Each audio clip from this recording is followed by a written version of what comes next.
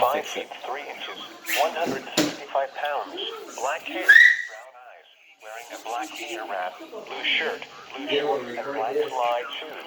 Police are looking for Kevin Mauricio Caceres, Hispanic, male, 37 years old, date of birth, April 9th, 1982, 5 feet 10 inches, 175 pounds, brown hair, brown eyes, and last seen wearing a blue shirt and blue jeans, in connection with her abduction. The suspect is driving a white 2013 Buick Enclave with a Texas license plate number NLM 7190. The suspect was last heard from in Pearland, Texas. Law enforcement officials believe this child to be in grave or immediate danger.